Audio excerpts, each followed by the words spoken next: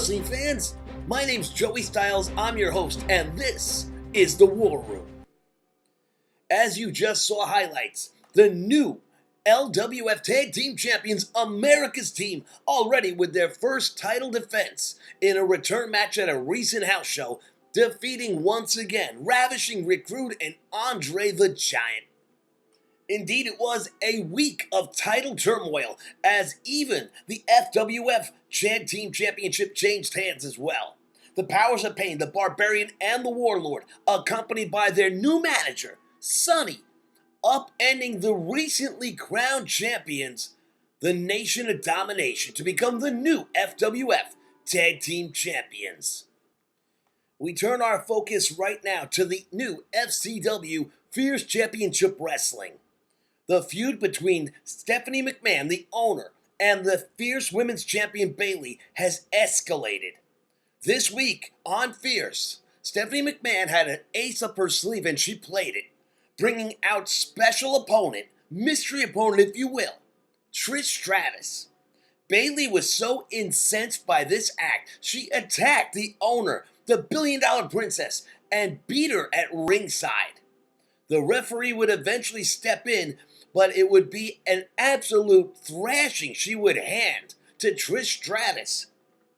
This feud has just recently escalated, and here's just some of what's been happening on Twitter. Stephanie McMahon launched the assault saying, "No more cheap shots. If you want something done right, you have 3 weeks to get a partner." She's of course referring to the first ever pay-per-view for Fierce, which will be on December 24th. Induction. The champion refusing to back down responds saying, "Looking forward to it, princess. Gonna knock that crown off your head." The owner fires back saying, "By the way, Charlotte and Sasha already booked for the night. Good luck." And the champion firing back saying, "You seem to forget there are 4 horsewomen. Becky, do you have any plans for Christmas Eve?" Of course, referring to Becky Lynch, the former U.S. champion. While it appeared she's available and free, the owner responded with a very cryptic message saying, "You think the luck of the Irish is in your corner? We'll see how Becky's luck holds up this week. We'll have to turn into Fierce to find out exactly what the billionaire princess is referring to." Wrestling fans, when it comes to feuds right now in the world of wrestling here in the FWF, probably none more mysterious than the recent one between Kevin Nash and The Undertaker. Kevin Nash this past week destroying The Undertaker, beating him within an inch of his life. I was able to sit down with Kevin Nash just a few hours ago here in our studios, and here is what transpired during that interview.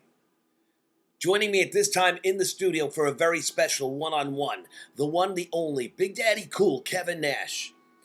Kev, I've got to ask you the million-dollar question. In the last 2 weeks, you have gone out of your way to decimate The Undertaker.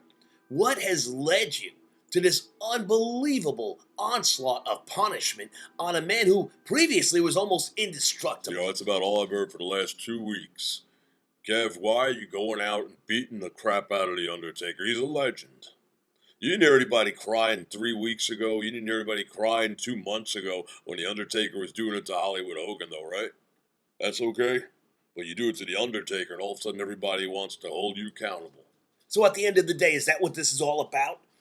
Because 2 months ago, The Undertaker did have a last man standing match with Hollywood Hulk Hogan, and he did leave him laying. He was unable to get back up. We didn't see him for almost 2 months, and then he came back, and he did extract a lot of revenge. However, at the end of the day, The Undertaker was victorious. Was he victorious? I don't know. At the end of the day, I look at it this way.